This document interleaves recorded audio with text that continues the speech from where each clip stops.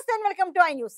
ఈసారి సాదా సీదా మెజార్టీ కాదు, బీజేపీకి సొంతంగా 370 సీట్లు ఇవ్వండి ప్రధానమంత్రి నరేంద్ర మోడీ పదే పదే ఓటర్లకు విజ్ఞప్తి చేస్తున్నారు. 370 సీట్లు బీజేపీకి, 400 సీట్లు ఎన్డీఏకు కట్టబెడితే 100 రోజుల్లోనే దేశ గతి మారిపోతుందని కూడా ప్రతిజ్ఞ చేసి మరీ చెప్తున్నారు. లోక్సభలో ఎక్కువ సీట్లు మాత్రమే కాదు, ఎక్కువ రాష్ట్రాల్లో అధికారం కూడా బీజేపీకే ఉండాలట. అట్లయితేనే తాము అనుకున్నది చేయగలుగుతారట. ఇంతకు ప్రధానమంత్రి నరేంద్ర మోడీ తీసుకోబోయే ఆ కీలక నిర్ణయాలు ఏంటి? దానికి 370 సీట్లకు సంబంధం ఏంటి? ఎక్కువ రాష్ట్రాల్లో అధికారం ఎందుకు అనేవి ఇప్పుడు అందరిలోనూ ఆసక్తి కలిగించే అంశాలు. నిజంగా దేశగతిని, స్థితిని మార్చగలిగే ఈ నిర్ణయాలు తీసుకోవడానికి ఇప్పుడున్న ఇబ్బందులేంటి? 370 సీట్లతో వచ్చే అదనపు శక్తి ఏంటి? Let's watch the story.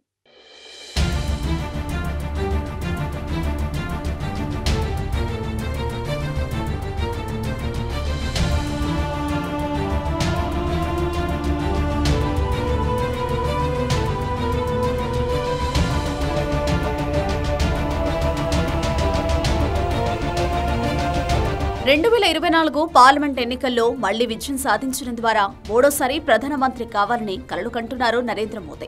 ఈసారి బీజేపీ కేంద్రంలో అధికారంలోకి వస్తే వికసిత్ భారత్ పేరుతో తాము అమలు చేసే కార్యక్రమాలు మామూలుగా ఉండవని కూడా కమలనాథులు ఘంటాపదంగా చెబుతున్నారు.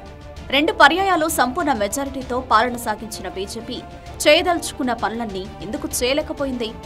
370 సీట్లు వస్తేనే కొన్ని పనులు చేస్తామనడంలోని ఆంతర్యం ఏమిటి? ఇవే ఇప్పుడు సమాధానం వెతుక్కోవాల్సిన ప్రశ్నలు. రాజ్యాంగ సవరణ కోసమే ఆరాటం. ఇంతకు బీజేపీ మళ్లీ అధికారంలోకి వస్తే ఏం చేయాలనుకుంటున్నది అనేది ప్రధాన ప్రశ్న. దేశంలో కనీసం 5 మార్పులు తేవాలనుకుంటున్నామని, ఇందుకు రాజ్యాంగ సవరణ కావాలని బీజేపీ చెబుతుంది. భారతదేశ రాజ్యాంగం దృఢ అదృఢాల మిశ్రమం కాబట్టి కొన్ని రాజ్యాంగ సవరణల విషయంలో కఠిన నిబంధనలే ఉన్నాయి. కొన్ని అంశాల్లో రాజ్యాంగాన్ని సవరించాలంటే పార్లమెంటులో 3/2 మెజారిటీతో పాటు సగం రాష్ట్రాల ఆమోదం కావాలి. రాజ్యాంగంలోని 368వ నిబంధన రాజ్యాంగ సవరణ చేసే ప్రక్రియను వివరిస్తుంది. దీని ప్రకారమే ఇప్పటి వరకు 106 సార్లు రాజ్యాంగాన్ని మార్చారు. రాజ్యాంగ సవరణకు కావలసిన మెజారిటీ లెక్క కూడా అన్ని విషయాలకు ఒకే విధంగా ఉండదు. కొన్ని సాధారణ మెజారిటీతో సవరించేవి ఉంటాయి, కొన్ని ప్రత్యేక మెజారిటీతో చేయగలిగేవి ఉంటాయి, కొన్ని రాష్ట్రాల ఆమోదం కూడా తీసుకోవాల్సినవి ఉంటాయి. బీజేపీ తేవాలనుకుంటున్న సవరణలు ప్రత్యేక మెజారిటీ అవసరమైనవే కాకుండా రాష్ట్రాల ఆమోదం కూడా కావాలి. అందుకే పార్లమెంటులో 3/2 మెజారిటీతో పాటు ఎక్కువ రాష్ట్రాల్లో అధికారంలోకి రావాలని బీజేపీ ఆరాటపడుతుంది. సాధారణ మెజారిటీతో చేయగలిగేవి: కొత్త రాష్ట్రాల ఏర్పాటు, రాష్ట్రాల సరిహద్దులు మార్చడం, రాష్ట్రాల లెజిస్లేటివ్ కౌన్సిళ్ల రద్దు లాంటి నిర్ణయాలు సాధారణ మెజారిటీతో సవరించవచ్చు. అంటే మొత్తం సభ్యుల్లో సగం మందికి పైగా ఓటు వేస్తే చాలు, రాజ్యాంగాన్ని సవరించవచ్చు. ప్రస్తుతం లోక్సభలో 545 సీట్లున్నాయి. వీరిలో హాజరైన సభ్యుల్లో సగం మంది కన్నా ఒక్కరు ఎక్కువ ఓటు వేసినా చాలు. అంటే 545 మంది సభ్యులకు గాను 273 మంది ఓటేస్తే చాలు, రాజ్యాంగ సవరణ చేయవచ్చు. కానీ కొన్ని సవరణలను మాత్రం సాధారణ మెజారిటీ చేయడం సాధ్యం కాదు. వాటిని ప్రత్యేక మెజారిటీ మాత్రమే చేయాలి.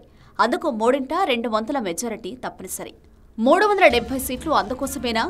ప్రాథమిక హక్కులు, ఆదేశిక సూత్రాల మార్పు లాంటి కొన్ని కీలక విషయాల్లో రాజ్యాంగ సవరణ చేయాలంటే మొత్తం సభ్యుల్లో సగం మంది ఓట్లు రావడంతో పాటు సభకు హాజరైన మొత్తం సభ్యుల్లో 3/2 మంది ఓటేయాలి. అంటే మొత్తం ఓట్లు ఖచ్చితంగా 272కు పైగానే ఉండాలి. మొత్తం సభ్యులు హాజరైతే ఆ సవరణ బిల్లుకు 364 మంది సభ్యులు ఓటెయ్యాలి. బీజేపీ అందుకే 370 సీట్లు కావాలని కోరుకుంటుంది. కీలక సందర్భాల్లో మిగతా పక్షాలన్నీ ఏకమైనా సరే ఒక్క బీజేపీ సభ్యులతోనే బిల్లు పాస్ అయ్యే విధంగా లోక్సభలో సంఖ్యాబలం ఉండాలని బీజేపీ కోరుకుంటుంది. ఎక్కువ రాష్ట్రాల్లో అధికారం ఎందుకు? పార్లమెంటులో మెజారిటీ మాత్రమే కాదు, కొన్ని సవరణల విషయంలో సగం కన్నా ఎక్కువ రాష్ట్రాల్లో ఆమోదించాలి. అంటే పార్లమెంటు మొత్తం సభ్యుల్లో సగం కన్నా ఎక్కువ ఓట్లు రావాలి. 3/2 మెజారిటీ కావాలి. వాటితో పాటు సగం రాష్ట్రాలు ఒప్పుకోవాలి. నరేంద్ర మోదీ ప్రభుత్వం వచ్చిన కొత్తలోనే జీఎస్టీ బిల్లును ఆమోదించారు. దీనికోసం రాజ్యాంగ సవరణ చేశారు. అప్పుడు కూడా ఎక్కువ రాష్ట్రాల ఆమోదం లభించాకే బిల్లుకు చట్టబద్ధత వచ్చింది. బీజేపీ మరోసారి అధికారంలోకి వస్తే కొన్ని కీలక నిర్ణయాలు తీసుకోవాలనుకుంటుంది. దీనికి రాష్ట్రాల శాసనసభల ఆమోదం తప్పనిసరి. అందుకే రాష్ట్రాల్లో ప్రభుత్వాలను మార్చే విషయంలో బీజేపీ పట్టుదలతో ఉంది. బీజేపీ ఏమి మార్చబోతుంది? 2 సార్లు అధికారంలోకి వచ్చిన మోదీ ప్రభుత్వం 7 సార్లు రాజ్యాంగ సవరణ చేసింది.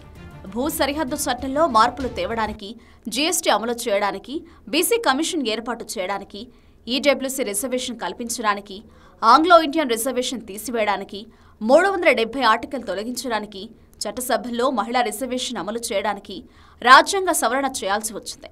వీటిలో చాలా వరకు వివాదాస్పదం కాని అంశాలే ఉండడంతో బీజేపీ నిర్ణయాలకు ప్రతిపక్షాల నుంచి కూడా ఆమోదం లభించింది.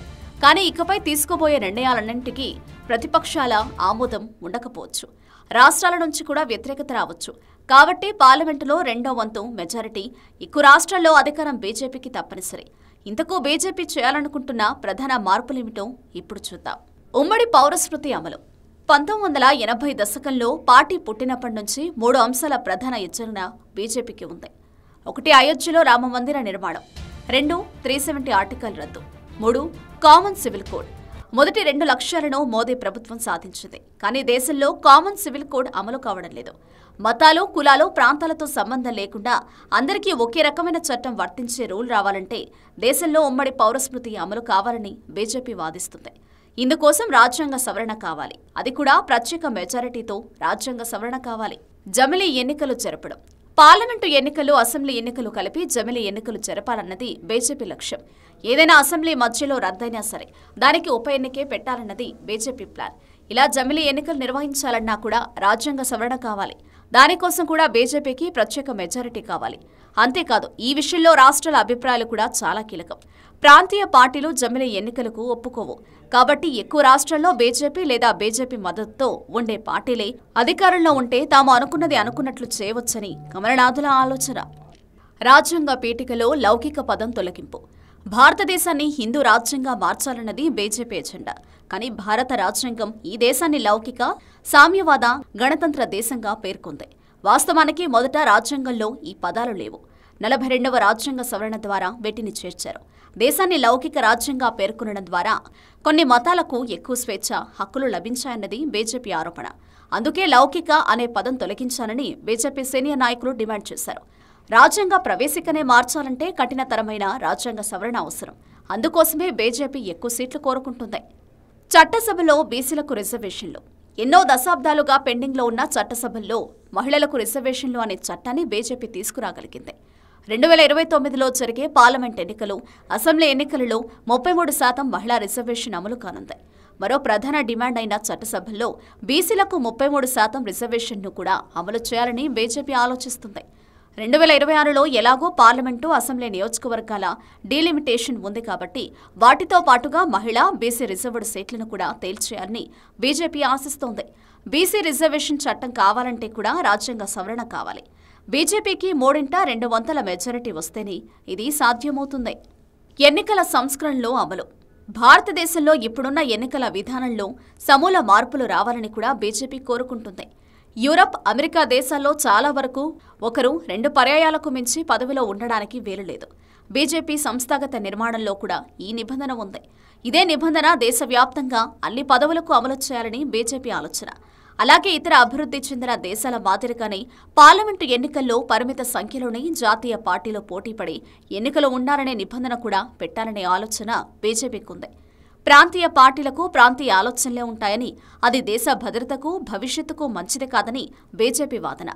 కాబట్టి జాతీయవాదంతో ఉండే పార్టీలే జాతీయ ఎన్నికల్లో పోటీ చేసే విధానం కోసం కూడా రాజ్యాంగ సవరణ కావాలన్నది బీజేపీ ప్లాన్. ఎన్నికల్లో డబ్బుల ప్రవాహాన్ని, ప్రభావాన్ని అడ్డుకోవాలంటే ఎన్నికల ప్రచార ఖర్చును ప్రభుత్వమే భరించాలనే డిమాండ్ కూడా ఉంది. ఇలాంటి ఎన్నికల సంస్కరణలకు సంబంధించిన నిర్ణయాలు కూడా రాజ్యాంగ సవరణతో ముడిపడి ఉన్నవే.